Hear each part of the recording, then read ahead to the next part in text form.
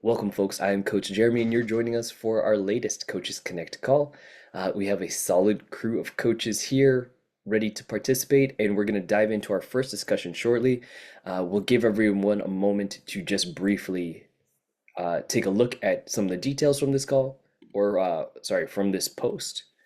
And this is a post from Coach Claire said. Uh, and Claire is looking for advice on working with a client, and it's kind of a double barrel question here. So on one end,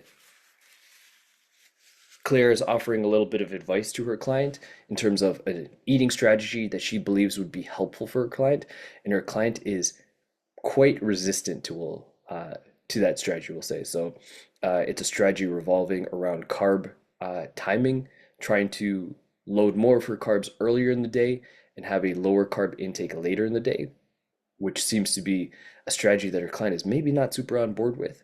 And then the second part of that question is in regards to the client's overall progress and progress markers, particularly their desire to track on scale measures and maybe being a little myopic, a little hyper focused on scale measures as their overall arbiter of progress. So the question for you coaches is, after you've kind of read through that description, is there anything that pops up for you as a coach who may be in a similar situation? How would you potentially address those concerns? And then any advice that you would share with Coach Claire, or any advice that you would give directly to the client in this situation?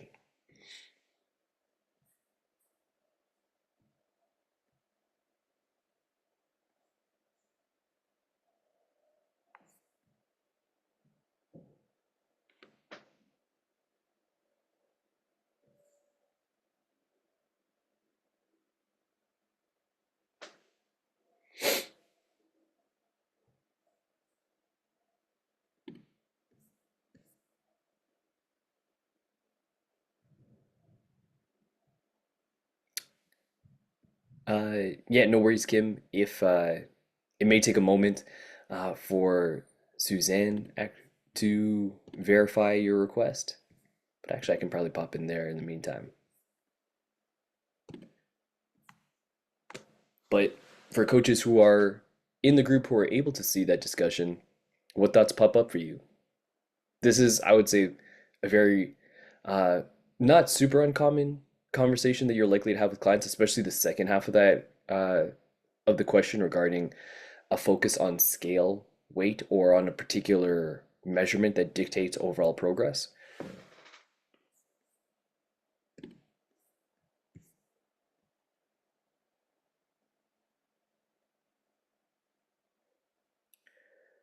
Uh, Charlie, I'll give folks one more minute in case anyone is reading the initial post, but then we can jump into your conversation in a second.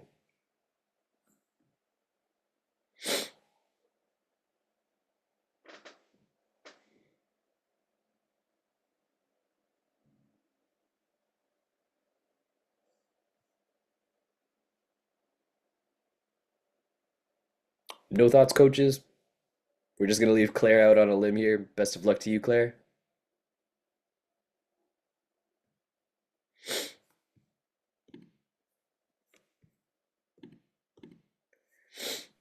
Hey, Jeremy. I was just reading through the post. Um, yeah, I see. I was reading that there's just like a lot of resistance with the client, and it seems to be anytime the coach gives advice, then the client basically does the opposite. And I would probably just ask a lot of like behavior questions of like what need is she fulfilling? What is she trying to get out of this? And encourage her too that, this is just something that she's trying to solve, and working together to figure out what the gaps are. It sounds like she does have a therapist too. And I saw somebody in the comments saying being acquaintances with the therapist, which I think is a good idea. I didn't think about that.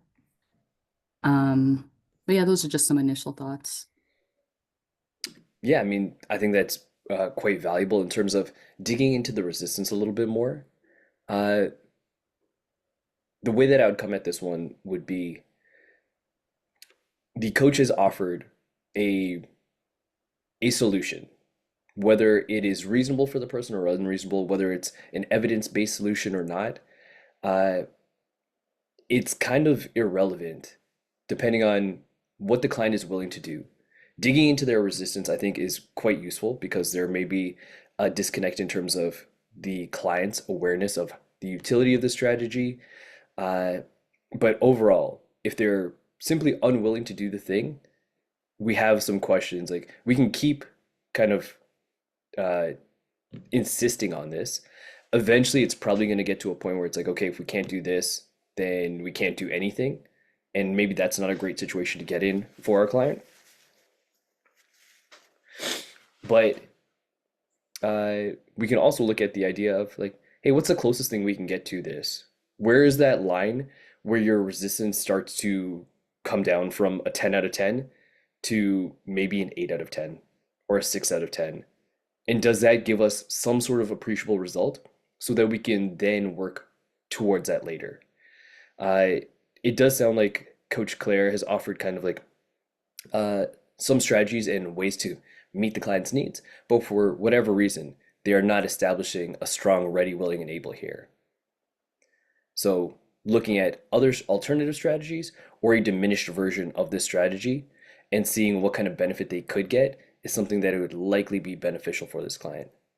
Uh, Kim, anything in regards to kind of the second question, the hyper focus on the scale? Yeah, I mean, I had that with one client, um, and I said the same thing of just staying away from it for a while because then you get obsessive, and then just using that analogy of, what if you do meet the number you want, but then you feel like crap, basically? Then what's the point? Like, let's look at other progress indicators. Wouldn't you want to feel like your best, confident, look, and then the scale is not, what it should be, what matters most, and then just kind of get them to see that picture. Um, just change the perspective a little bit, that the scale is not the whole story. Fair enough. Yeah. So as Charlie mentioned there, also providing analogies and giving them another point of reference. So hey, what if we look into the future? You see this number, but the other qualities that you're also looking to improve don't come alongside. Do we still give the scale that same level of power to dictate how you feel in the moment and how valuable you feel the actions you're taking are? So really, really useful. Charlie, did you have anything to add there as well?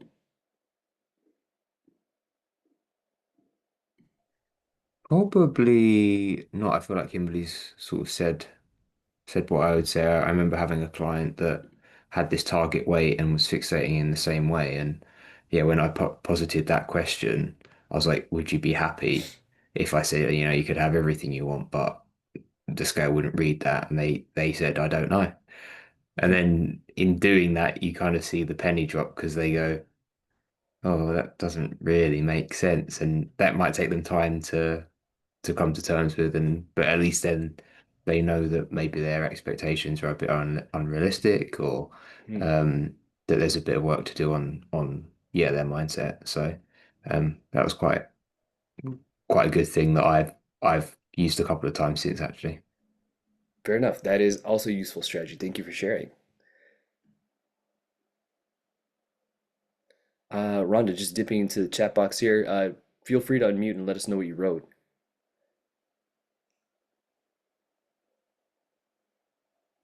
Can you hear me now?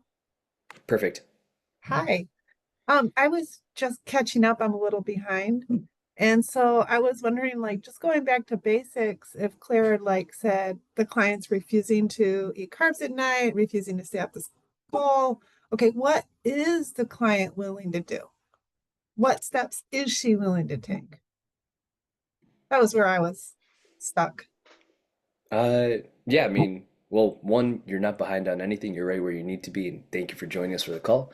Okay. But yeah, that's also a strategy that I would highly endorse as well in terms of, hey, this is a thing that I believe could be quite useful for you, but for whatever reason, there's strong resistance to it right now. And we can either try and shrink the thing and come at it from a different angle, or we can just focus on another health behavior for the time being. Let's work on a thing that is meaningful to you, but also just more accessible. So if that is kind of where our client is at, we can redirect and focus on different behaviors that we would also believe to be in service of their overall goal, but maybe are not in that place where they're experiencing really high resistance right now. Uh, for the second part of that question, in terms of really being specifically keyed in on the scale, I think we've gotten some really strong feedback from Kimberly and from Charlie as well in terms of adding in other metrics there so that the scale doesn't have that kind of primary importance, giving them other points of reference in terms of uh, other possibilities. Hey, what happens if the scale number does change, but none of the other qualities that we want to see significant improvement, or you actually kind of feel worse? Just to give them another sense of, hey, maybe I shouldn't put all of my self-worth on a number that pops up on a little screen or on a little scale. Uh, Something else that I would also have in that conversation would be there's a sentence shared by the coach that says, I've tried to kind of like dissuade them or almost like give them permission to do the thing. It seems like they have told their client, hey, don't worry about measuring all the time. Client comes back and is like, I'm gonna measure. Can I measure? Uh, Reminding them that it's like, yeah, you're an adult, you can do that, but you might find it a dissatisfactory experience. And if that encourages you to discount the rest of the process, I don't think it will be something that will support your future goals. And then just letting them know that it's like, hey, you can do the thing. I can't stop you from doing it. You're an adult with free will and autonomy. But from what I've seen as a professional, when this happens, like where does this path usually end? It usually ends in disappointment and dissatisfaction with the process. And then when we become dissatisfied and disenfranchised with the process, it normally leads to termination of that process. And then we end up in a place where it's much harder for you to either receive support from me or from another professional. So feel free, do the thing. I just wouldn't encourage it. And then you can just keep that conversation open and honest. It's no longer me having to save you from yourself.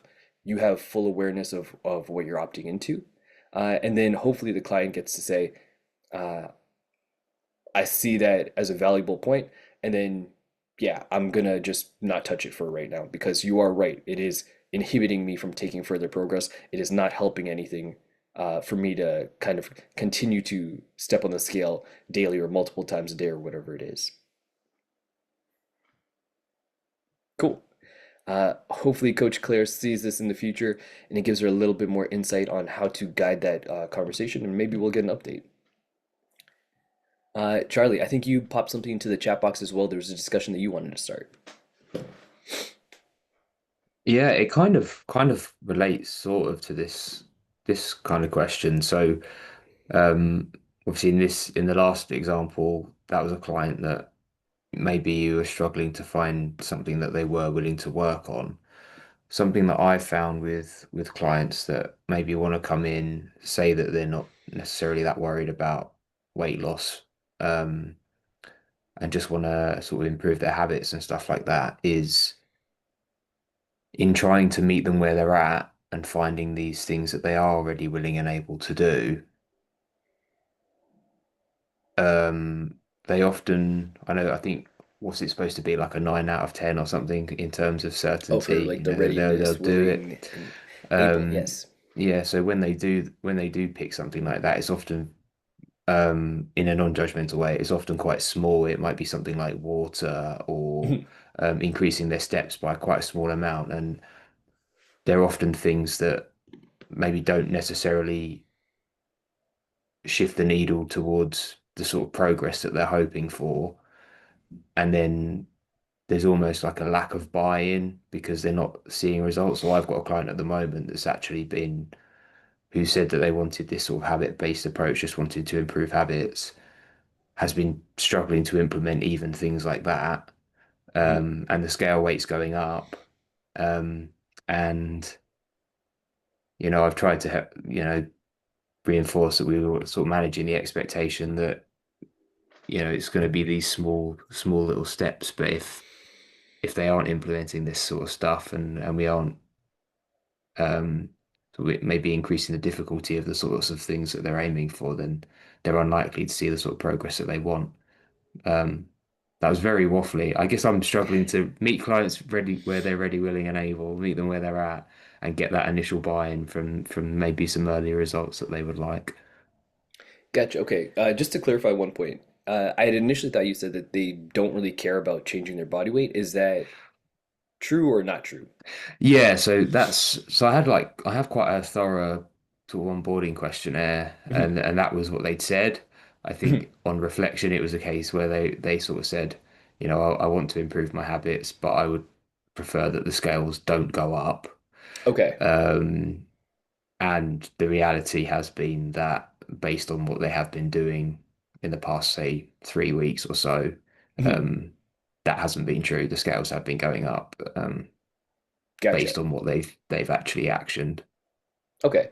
So there's probably a few conversations that you can have there. But coaches who are listening, what are some of the things that you would bring up to this client? Any questions that you would ask? Any strategies that you would use in terms of the conversations to be had with that client?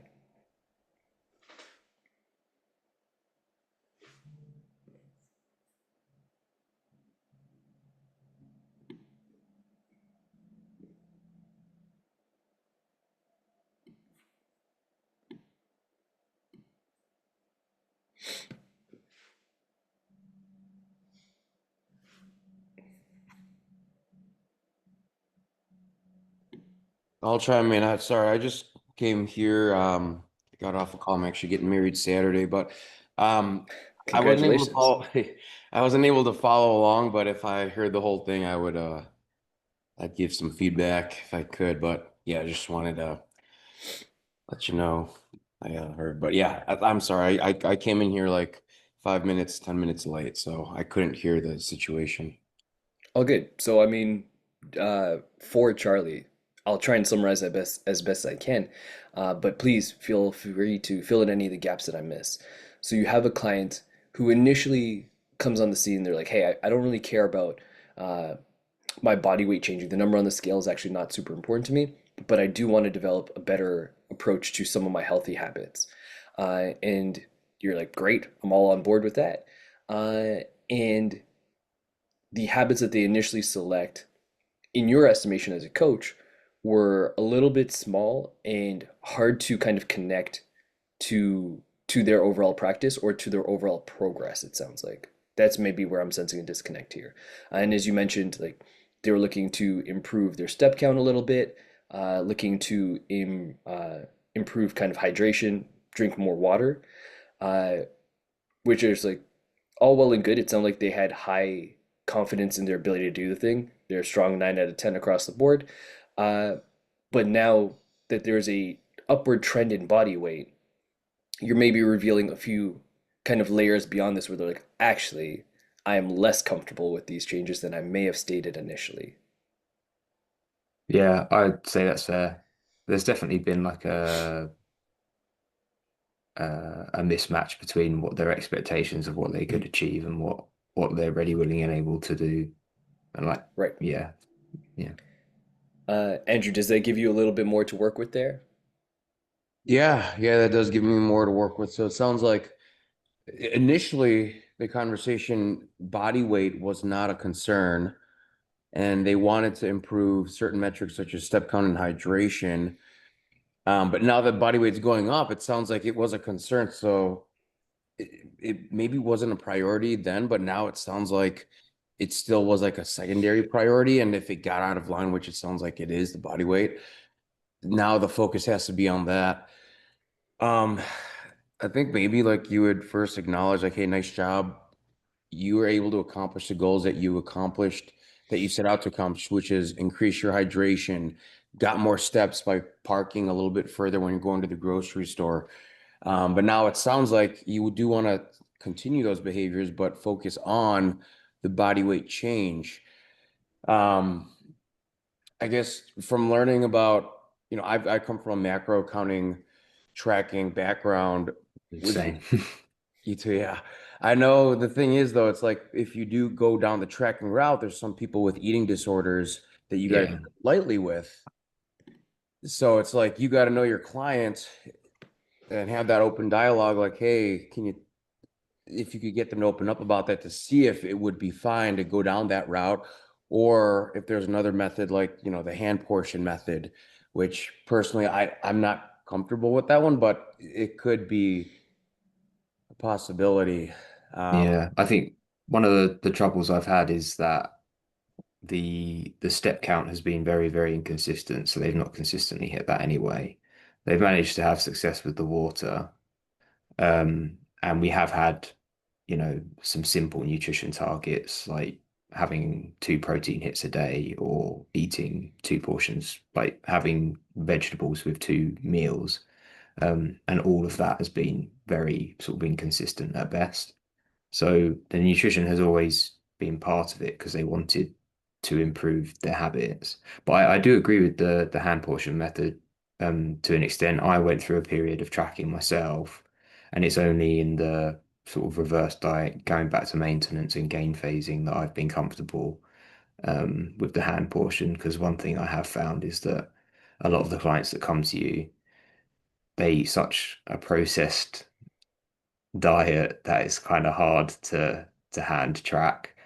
Um, and then that quantity and like energy balance becomes even more important, so that you need some idea of what they're consuming and what they're, yeah. yeah, so that's that's tough. I mean, I don't know.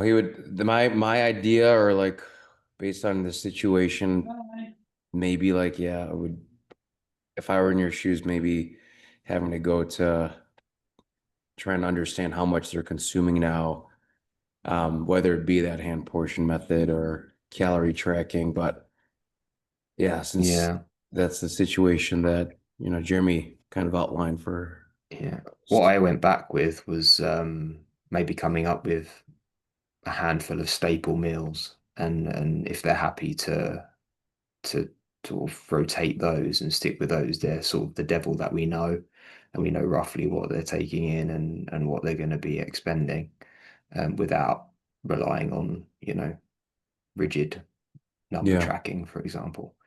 Um, but they're yet to get back to me on that one. They sounded keen, but they're taking a long time to So here, to actually, action it. Yeah. Charlie, I'm gonna jump in here a little bit. And there's something you said there that I think is part of the crux of this conversation. So the person sounded keen about this new strategy. Initially, they sounded like body weight doesn't really matter to them. It sounds like you're still in a process of learning a little bit about this client. You shared a timeline of 3 weeks. Have you been working with them just for this is the first 3 weeks? No, I let me have a look. It's been a little while now. Probably not in terms of internet's not great, but Mhm. it's probably been more like a couple of months, 6 to 8 weeks. Okay, 6 to 8 weeks. They're a shift worker, so Gotcha. like no week's the same. Yeah, Cool. I'm gonna call that still in the earlier phases, but you probably have a solid rapport with this person. They've been checking in regularly. And initially they had stated, hey, don't really care about body weight, but it sounds like that is maybe changing. So a few questions that I would ask here for this client would be, uh, referring back to kind of when we initially started, that was not something that we were super concerned with, but now it is. Have we crossed some kind of like critical threshold? Is there something that has materially changed in your life that would indicate that this new body weight is uncomfortable? Uh, and just explore there a little bit more. There doesn't have to be like a solid answer. They might not have a solid answer for you, but they're just like, maybe the trend is something that they're just concerned about. It's like, okay, cool. If we're concerned about that trend, and that's been noted seemingly in like the last 3 or so weeks, has there anything in your life that has changed in the last 3 or 4 weeks that you think may be influencing that trend? So currently, like you're working on drinking more water and getting a higher step count. Potentially, the hydration might have some sort of influence depending on what their previous hydration status was, but I wouldn't be super concerned about that, and then it likely has a positive influence. Same with kind of the inconsistent step count. It's not going to be something where they're like work, it doesn't sound like there's anything that is influencing like inflammation that is causing them to retain more water or anything of that nature. But just clearing any of those things where it's like, instead of me offering new solutions or strategies to you, let's see if you're concerned about anything else, and then we can base our strategies around there. So they're like, uh, it's been really tough at work. I've been more stressed out recently. Let's have that conversation. My sleep has been less consistent. My ability to do the thing that we agreed on is actually faltering a little bit more than I had previously thought. Great. Let's take it back a little bit and reestablish some new strategies or some new targets to work on. I, which is all in essence of asking, it's like, has this new trend influenced anything or your like belief in our overall strategy? And if so, this can be a useful time to recalibrate. In terms of kind of one of your original questions, in terms of generating buy-in with clients, things that we see that often influence this are, does the client have a clear connection to how this behavior will take them in the direction that they want or influence certain trends and outcomes? And then how able is the client to generate those behaviors on their own? So as I was sharing the question with you, it's like, hey, what do you think is influencing this trend? What I'm really looking for is, can you give me the strategies that you want to work on? Mm. There's also something that I will say, as you mentioned, it's like drinking more water and then like marginally increasing step count. Uh, there is a space where some, and this is, I'm pulling from like my own coaching experience here, there is a space in which a habit feels too small and doesn't have the appropriate weight emotionally for a client to feel like it's worth doing. And this is something I have this conversation with clients all the time. Uh, the classic example of this is client used to work out, doesn't work out anymore, is reestablishing working out again. Uh, we talk about what did they previously do? Why did they stop doing it? Well, I used to go to the gym for an hour and a half, 5 days a week at 5 a.m. But now I have kids and I have a more intense job and I don't do that anymore. It's like, cool, can you walk for 10 minutes? And they're like, great. And then they come back and like, didn't do it. It's not a time objective thing and it's not an inability to do the thing. It's just that they're not super clear on why that is meaningful. It just doesn't have the right emotional weight. They can't see how walking for 10 minutes makes any meaningful change in their life. Mm. So while I still think that the strategy is appropriate and useful for them, it sometimes takes a little bit more conversation about what we're actually getting out of this. 10 minutes of walking is not equivalent to going to the gym for an hour and a half. That is not what we're trying to establish. What we're trying to establish is the idea that you are capable of doing something in favor of your health. And what we want to feel at that moment is that you are able to do something different from your current patterns.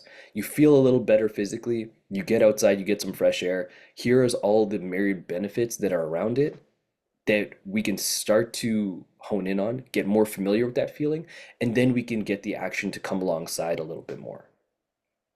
Right now, it's actually not super important.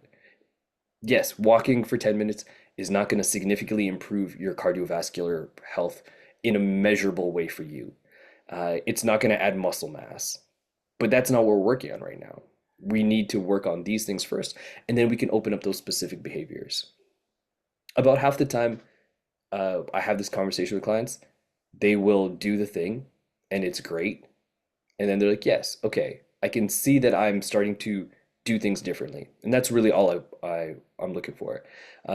Another chunk of clients will also just be like, yeah, I was gonna do 10 minutes and then I just did 40, which seemingly might be good, but there's another conversation to be had there in terms of about appropriate progressions and making sure that we give their body enough time to do the thing. And then also remembering that the goal here is to learn how to value appropriate uh, appropriate increases in certain behaviors.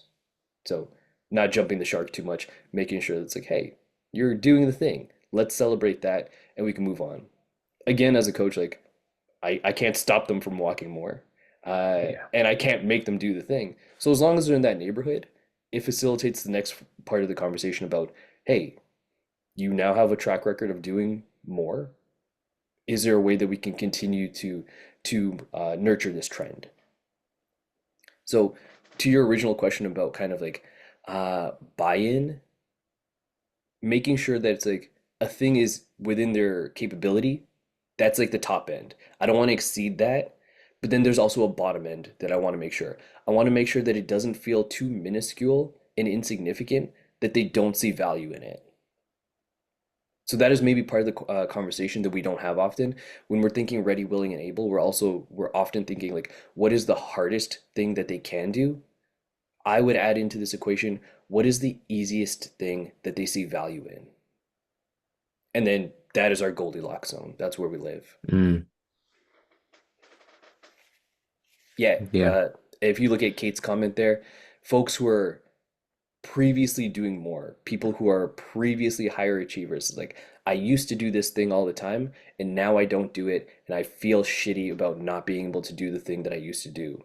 Uh, And then they discount the idea that's like, well, you have three kids now, and you used to be 25, and you used to have a part-time job and be a student, and now you run a business and are a parent and are a partner, and you're taking care of your parents.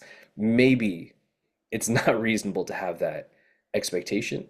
So let's figure out what lives in this new kind of bandwidth for you.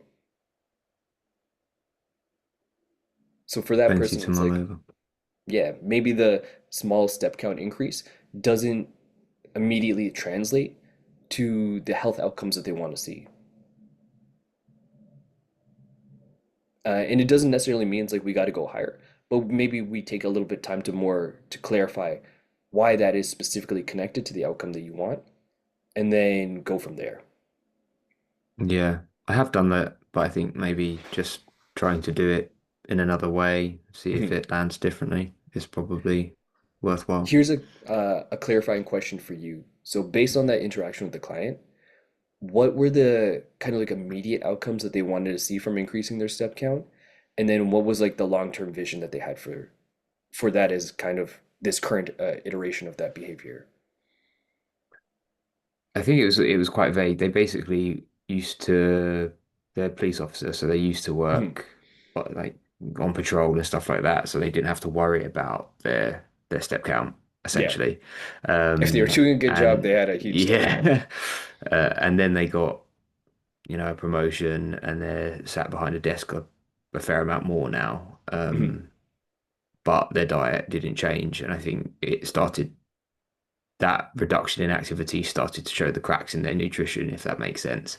Mhm. Um, so yeah, I think it was just a case of and they also have to hit a certain number in the beep test in Yep. order to for like fitness tests and things like that. So they were just hoping to improve uh, on the deconditioning that had taken place, Mhm. um, and conscious of the fact that their nutrition wasn't anywhere near kind of optimal, just make some positive changes there. So it's kind of loosey goosey. There wasn't Mhm. really necessarily any clear, like, this is exactly what I need or exactly what I want. It was just steps in this direction would be good, please.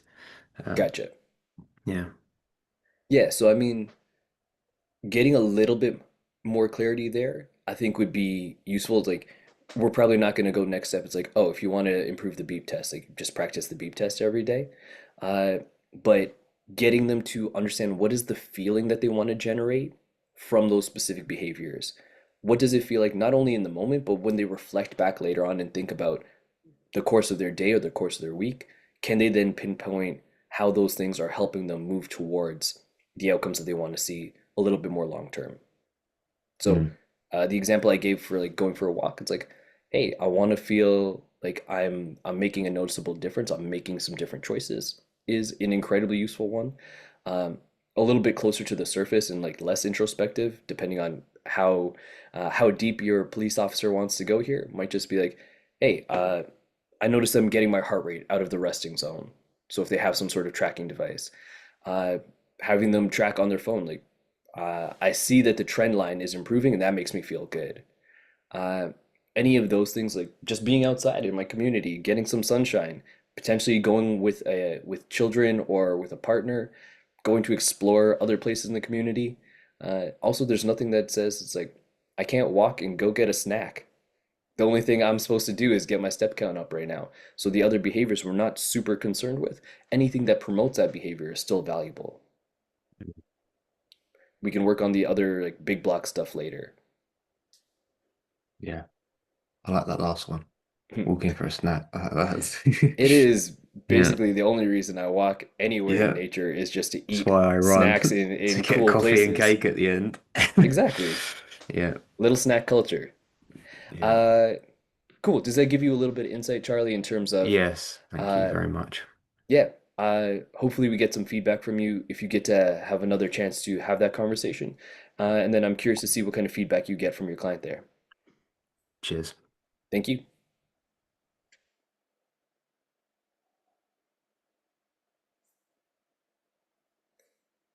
Yeah, I'm just looking at some of the chat box here. Andrew, 100%. That is something that I sometimes get asked from folks when I tell them about the work I do. They're like, "So you tell people to eat and to sleep?" I'm like, yep, essentially. Uh, there's a little bit more nuance to it. And what we're really doing is supporting people to make the changes that they want to make, which is a sight harder, I'll say, than telling people to eat and sleep. Uh, but when we get in the right kind of like emotional framework for that practice, then it becomes a lot more powerful. It's not just I'm eating 180 grams of protein. It is I'm actively taking responsibility for my health. I'm making choices that I feel good about now. It's helping me to rewrite some of my behaviors that I felt like were holding me back. This is what we're working on. Those are the keystones that we try to hit emotionally.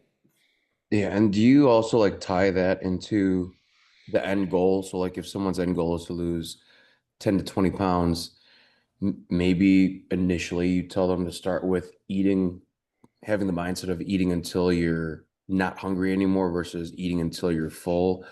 And it's like they'll think, oh, why, how is that going to be good for me? And then you then tie that into, well, if you eat slightly less, you'll eventually be in a deficit, which will then help weight. So does like tying in those perceived small goals help with communicating how that'll help with you communicate the and how that ties into the end result to like help clients buy in better to those goals you Yeah, guys. 100%. I mean, a client actually gave me this term before. So we talk about goals as milestones, and then the term they gave me was introcs, and these are kind of those little signifiers along the way. So for any particular practice that we're working on, there is a level at which the practice itself is not going to be uh, strong enough to have an influence on our body just yet. That doesn't mean it's not worth practicing. So these introcs here are, if we use Charlie's example, going for a, let's say their step count is 3,000 on average for their month. It's like we're going towards 4,000. So we're adding 1,000 steps on average per day. This is roughly 10 minutes per day. It might not be strong enough to initially change their physiology in a meaningful way. Might not increase VO2. It might not help them burn significantly more fat. But when they look at the trend and they say, hey, within that last couple of weeks, I did the thing. That is their introc. It is moving them in a way that is positive, but not yet something that they feel like I should celebrate. It didn't get them to the end goal, to that bigger milestone. Uh, but it's what we build on to get there. And it is certainly worth practicing. So that is why we talk about those things. We celebrate those wins. And one of the things that I really talk about is what is the feeling that we want to establish here, and being actually very clear that it's like, yeah, this might not be the thing that gets us over the line, but it is a vital step towards that place. It is that uh, inch rock on the path towards the significant milestone. uh, Simply because so many of the behaviors or the end goals that we're looking to get for clients are on the scale of typically months to years, and there are far fewer that are celebrated and championed that are on the scale of hours to days or weeks. And that huge emotional disconnect between or that big, let's say, more temporal, time-based disconnect, where it's like I can only celebrate 8 months from now. That's going to be a really hard journey to go on. You got to have some levity and some enjoyment on that path.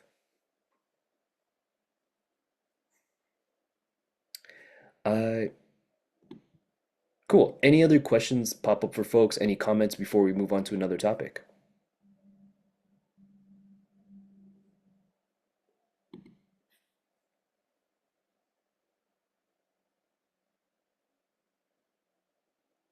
Hey, Jeremy. Jeremy. Oh, sorry, Oh, Kim. go ahead. I apologize. I was just gonna say I gotta head Uh, off now. yep. But thank you for this meeting. I'll be on the next one too. Cool. I'll see you on Wednesday also. Thank you. Take care. Take care. Kim. I guess I just wanted to get your thoughts and everyone's too, if they have experience with this, on when to introduce like hand portions. Mhm, I did see that PN article because I see so much mixed reviews, and I guess it does depend on somebody's goal, but somebody that's general level one, do you just is the order mostly mindful eating, intuitive eating, and then you get into hand portions, and then if they're, that level 2 or 3, then you would do more of the tracking, like Fitness Pal and Chronometer. I guess I'm just trying to understand like at what stage do you introduce those things and what mhm. makes the most sense for somebody, especially if the goal is like fat loss or weight loss. I have thoughts, but I want to open it up to the coaches here. Coaches, at what point do you feel it is appropriate to introduce hand portions? Is this something that you do on day one? Is there anything that you do to set the stage before introducing hand portions? Do you not introduce them at all? What does your coaching approach look like? I think for me, it depends on the client. Like if some people tracking, like that's not gonna work for them. That's gonna create unhealthy habits if they're tracking. So a hand method would be better for them. So I approach it and it totally depends on the client. So I try to get to know the client first before I guess I feel like I help them choose a method for tracking. But That I'm is interested to fantastic. hear everyone else's because I also I'm just curious. I typically use macros, but I think, like I said, that doesn't always work for people. But then it's always harder to be more precise with the hand method, in my opinion. I would say that you're very likely correct on that assumption, mostly from the reasoning that hand portions are designed to be more uh, of an estimate and accuracy. We're willing to kind of toss some of that away in favor of having something that people can do a little bit more easily and more regularly, as opposed to being bound to scale weights and measures.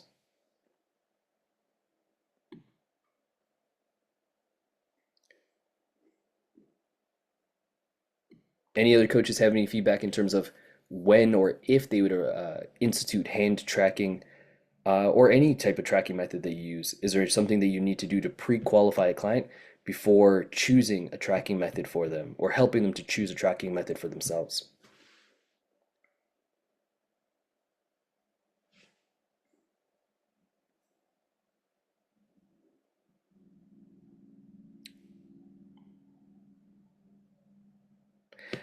If not, then I'll share mine. So, uh, much like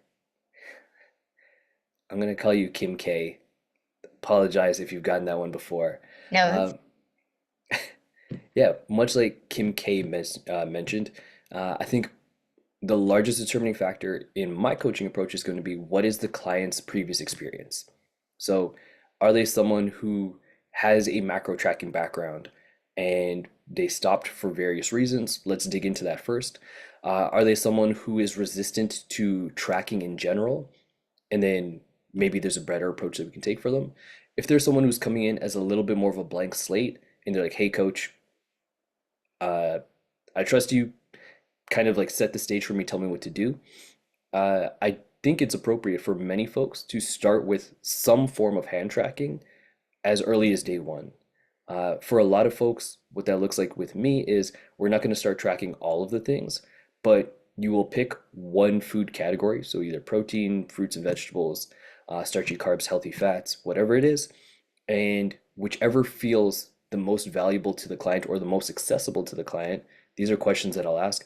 Hey, of these options, which one feels like it would be either easiest for you to track, most valuable for you to track? Uh, from there, let's pick one of those. By and large, the most common is increasing protein. Reason being, uh, one, a lot of folks know that eating more protein is beneficial for them, but it's not something that they've generally practiced. Two, protein on a plate tends to be quite easy to identify in many circumstances. Most people are pretty aware of what protein sources are. Uh, and then it just kind of has another beneficial impact in terms of other eating behaviors from displacing some of the lower quality foods. So that is where I will open up coaching with a lot of folks is using the hand portion method to try and track protein. That being said, what it looks like on day one, week one versus day one of like month 3 or 4 typically looks quite different. The first week or two, I'm just getting folks to be like, hey, just give me your rough estimate. I'm more interested in you identifying your sources of protein. What do you think is a protein? And then give me your best estimate. We'll clarify those as we go along. Because, like any other tracking, using the hand portion is a skill that they develop over time. So, just like macro tracking or other forms of monitoring your food intake, it takes time to work on that skill. So, we talk about it being not super accurate right away. We're more interested in you just being more mindful of your protein intake, uh, and then identifying sources that you're commonly eating. Once we come back at the end of week one, we will talk about how do we refine this a little bit more. Then we'll set appropriate targets in the future. So it's a little bit more of a step-by-step process in terms of how we introduce the practice, as opposed to hand portions for everything. Go. Does that make sense, Kim F? Yeah, it does. Because this is kind of what I'm doing with one client. Like we started off actually with just like food journals, like sending me pictures, Mhm, getting an idea of what they're eating. And then we kind of bounced around to different like skills, like improving stress and preparation and planning. And then now we're back to protein. mhm. So we started just tracking, having awareness of like how much protein are you having in a day? Send that to me and do the hand portion. And then we're going to come back later and set a target. But I guess what would be like the next step or the increasing goal after that? Would it be now let's move on to a different hand portion? Or I guess how do you up more of the protein focus if we're using hand portion? Would the next step be like then tracking? Like I guess how does the scale move up from there? So this is an important question that you're asking here in terms of how do I know to increase the level of accuracy or difficulty here, or how do I know when to kind of like add in another element in terms of the scope of what we're tracking? The question that I tend to ask is, are we getting the behavioral result that we want initially? And then is it having a physiological, uh, is it moving the needle in a way from our physiology that is meaningful? So let's say initially uh, I started tracking protein. I noticed that it was like roughly like 3 servings per day. Now my client is getting closer to 4 or 5, and they're averaging 4 or 5. They have understood what choices they need to make either on the daily or in a weekly kind of cadence to ensure that they have protein on hand, that they're consuming it more regularly. All of those things are happening. Great. Uh, Continued tracking, we could continue to do that as long as it reinforces the behavior. This is a question that I often ask is, hey, you've been tracking this thing for X number of weeks. It seems like you've gotten to a pretty good place with it. Would continued tracking continue to reinforce the behavior for you, or would you like to shift our focus to something else? If they feel like, hey, yeah, this behavior is quite stable, I do the thing, I don't have to think about it as it doesn't require as much brain power as it initially did. I know the choices that I need to make pretty much day to day. Uh, we can shift to something else. That's great. Other folks will often say the act of tracking is encouraging me to take that behavior still, so I'm going to stick with it. Also great. Uh, in terms of, do I go to something that is a little bit more harder? So like either changing the target, the number of hands of protein, or increasing quality or something of that nature, then I would look at different outcomes. So if the current target is meeting our needs, it's like, yeah, my person is improving their body composition, they are snacking less. I probably don't need to increase more protein or change the sources. If they're looking to do something a little bit more dramatic, like they want to lean out a little bit more, or they want to accelerate muscle because they feel like I'm leaving some gains on the table, then we may change either quality of protein or the number of sources or number of servings, sorry. Does that make sense? Yes, thank you. Cool. Uh, yeah, and then if you want to go, if they are like, I need more accuracy and I want to go beyond source hand portions, then we've already qualified that it's like they responded well to some level of tracking. This was something that they were happy to do. If they want to run an experiment for a little while of like, hey, I actually want to weigh and measure my food. I want to see what kind of result that can also offer me, or I want to see how challenging that would be. Doing that from a period of time and then reassessing the same things. Is this encouraging the behavior that I want to see? Is it changing the result that I get from a physiology level? If so, then great. That's a successful experiment. If they find, on the other hand, it's like it's not actually moving me forward in a meaningful way and it's actually becoming quite a pain in the ass, it's like, cool, go back to hand portions. That is essentially how I would handle that conversation. Hopefully that answers your question. Yes, thank you. It was really helpful. Awesome. Uh, we have a few more minutes. Any final questions pop up for folks for today?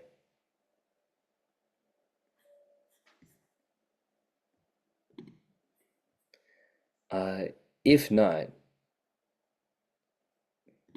then I have a request for folks here.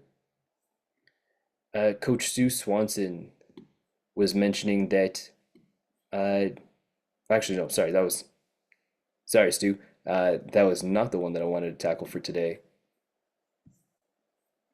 Let's see. Oh, it's Coach Lee Griggs was asking if you were planning on an information evening or workshop on sustainable long-term healthy eating guided by the PN approach, what key 5 to 10 points would you focus on? Instead of answering here, I'm going to share the link, and if you can answer on their post, that would be fantastic. Or maybe I'm not going to share their post because I cannot get to it anymore. Nuts. Uh, if you come across Coach Lee's post, and you are able to offer some insight, any of the key elements that you find useful from your PN approach or things that you share often with your clients, feel free to pop into that conversation and give them some insight. I'm sure they'd be very appreciative. Once I find your post, Lee, I will leave my insight there as well. But I think that is everything for today, folks. Thank you for coming out. Thank you for your contributions. And then I'll see you all again at the next call. Cheers, gang.